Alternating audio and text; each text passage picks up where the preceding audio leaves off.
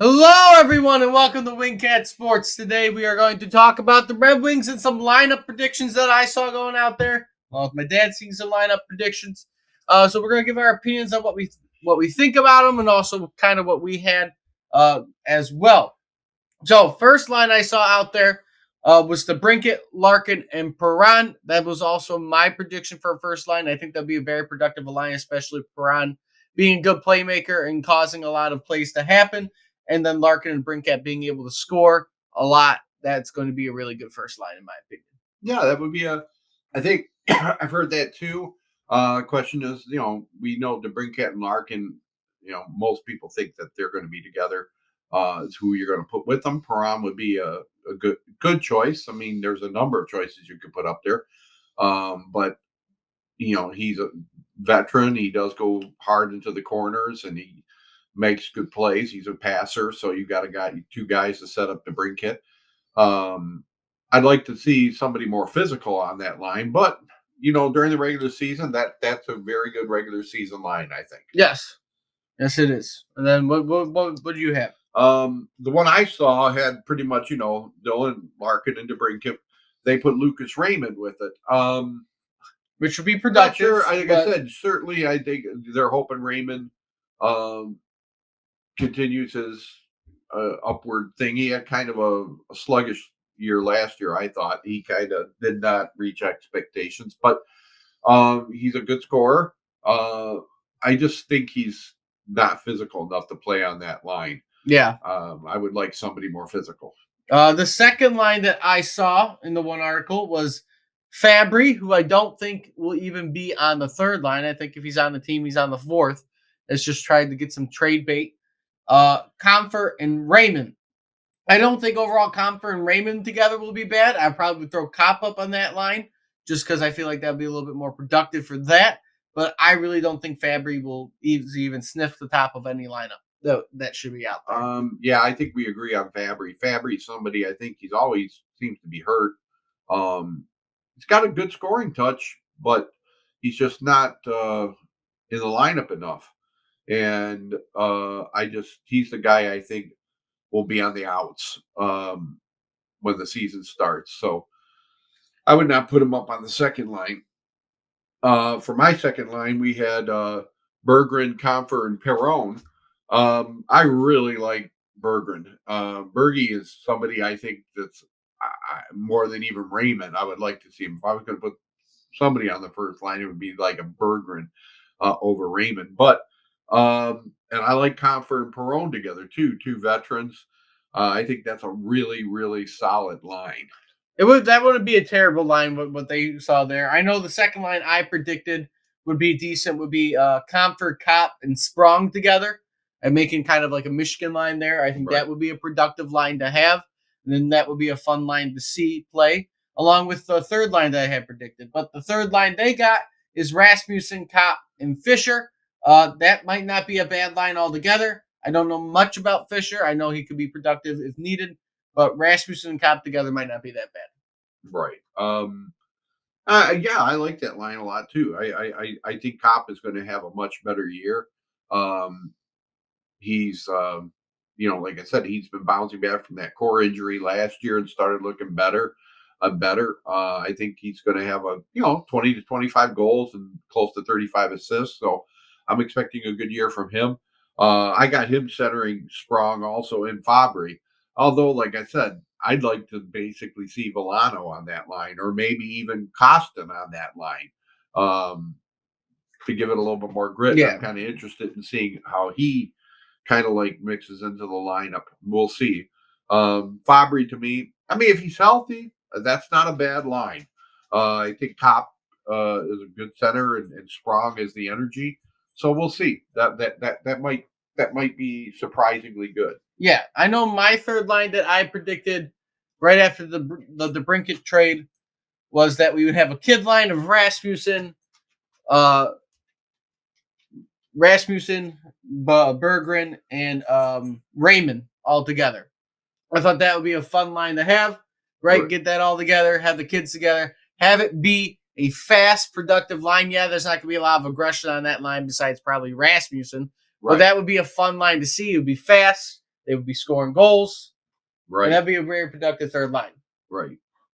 Um, for my fourth line, I had Rasmussen centering the fourth line. I don't know.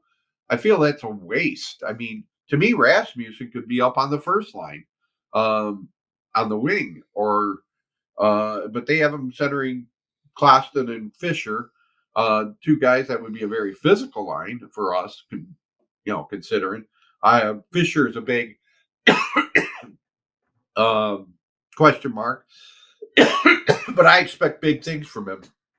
I'm going to die right now. Yeah. Fisher will be probably productive on that lower half of our lineups. The fourth line that we had here was Costin, Villano, and Sprong. I initially had Fisher on that fourth line in my prediction, but that wouldn't be a bad fourth line to have. No, it wouldn't. I mean, I think it's. I see. I like Fisher. I think Fisher's going to be an interesting player. He's going to add something. I had him on the fourth line too with Rasmussen and Costin, but Rasmussen and Costin could actually be a top six players if you want to put them with certain things, and like people have even talked to them on the top line to see. We need some physical players to play with Larkin and DeBrincat. Yeah. So it'll be interesting to see what Lalonde does with that lineup. And it is a little bit depressing. You're not really going to get your young guys up, but they need that development, right? Soderblom, Casper, they need that development in Grand Rapids still.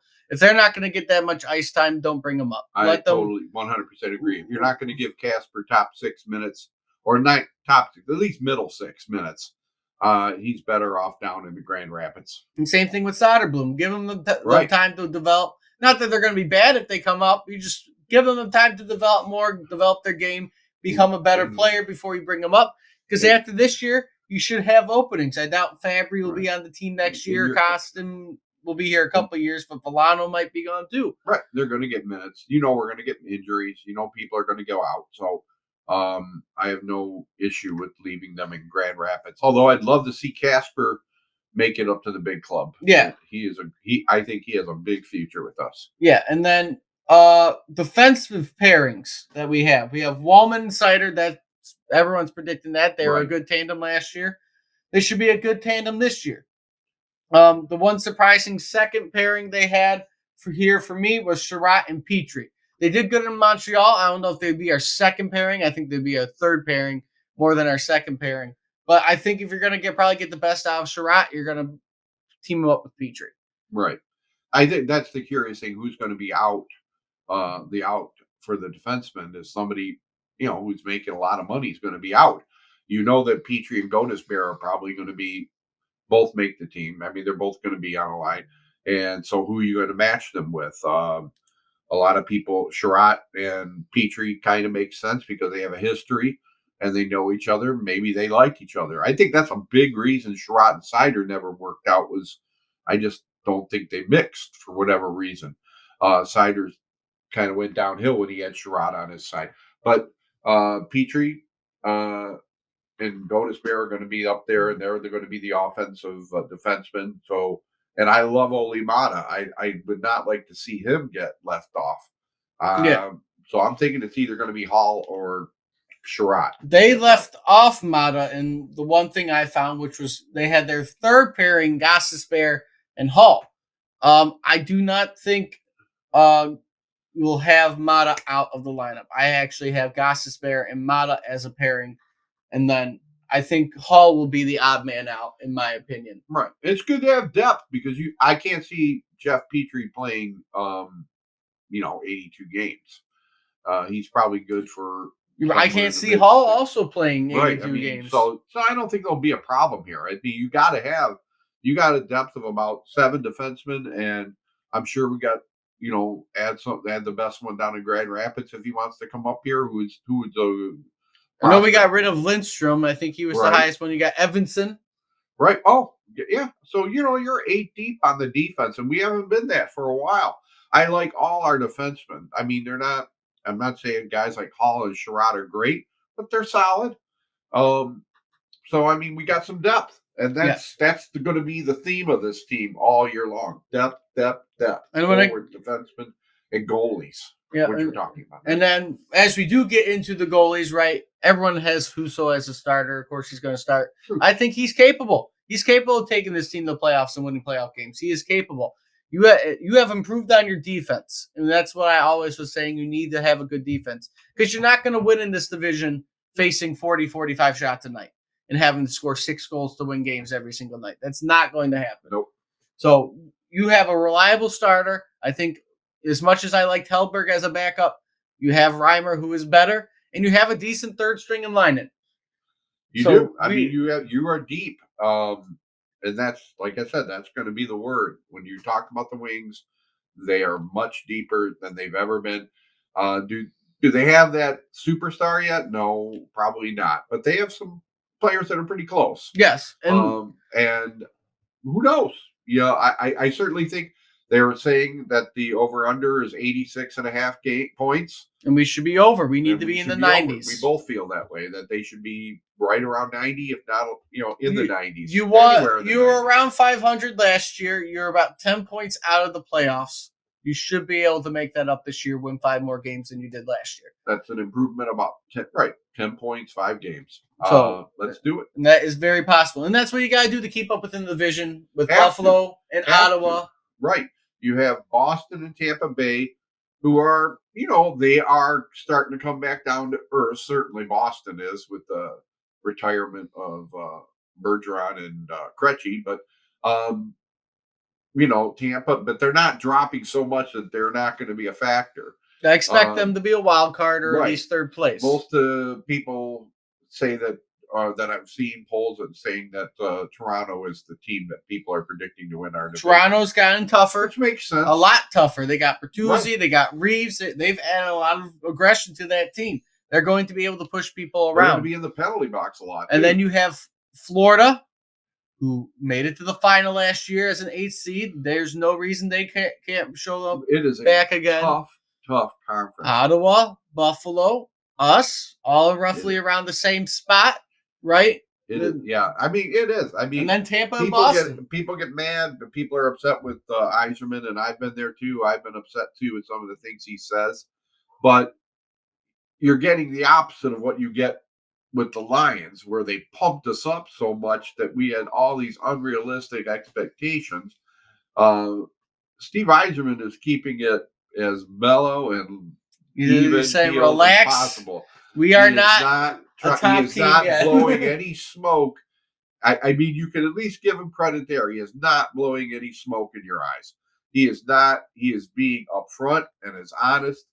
And we may not like that, but that's the reality. So none of us, I think that's a really good comparison when you see how the fans went absolutely nuts over the summer for the Lions, only to be brought back down to earth and realize, hey, And it's not also that Yzerman doesn't think we're going to make the playoffs. No. He's just saying, hey, we're not going to be this number 1 team in the league, but we are going to be competitive this year. But don't expect us to be anything amazing. We are going to be a decent team, and we are going to have a chance. I'm going to start appreciating Yzerman a little bit more, because I haven't done that as much as maybe I should have. But now that I see what has happened with, like I said, the Lions, I appreciate Steve Yzerman's honesty and realistic expectations.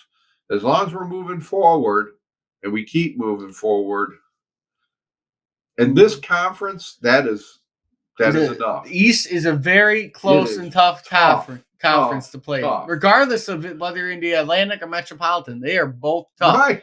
Because we're talking, there's 8 spots to win.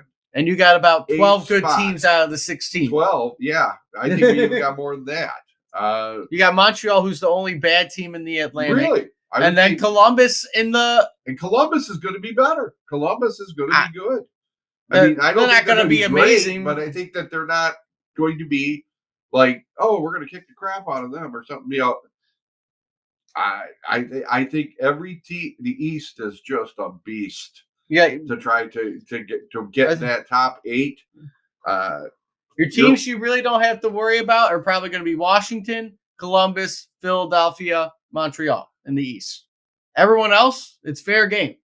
Whoever can make the playoffs can make the And playoffs. it still makes me kind of wonder about Washington. I can't believe that They've slowly started to fall off. anybody with Alex Ovechkin on the team. I mean, you'd think, can we get him for 1 year? Alex Ovechkin, yeah. No, we're not going to go. You get mean, that Alex would be Ovechkin. the top line. Larkin, DeBrincat, and Ovechkin. No, that's not going to happen. Yeah. That's never going to happen. Oh, come on. That's not going to happen. He's not going to ever leave Washington. Oh, come But- on. That's my new rumor I'm starting. For 1 year, just a 1 year contract. I don't know what I don't even know Ovechkin where he's signed at in his for. contract. He's Right, also I don't even know old. where he's at his But- contract. But man, I would do that second. We would be automatic playoff contenders. I don't. I'm not saying we'd win, but I'm just saying we would be in the playoffs with a guy like Alex Ovechkin on the team. But we'll end on that, right? If you like what you see, like, comment, subscribe, do all that fun stuff, share the video. And until next time, I hope to see everybody soon.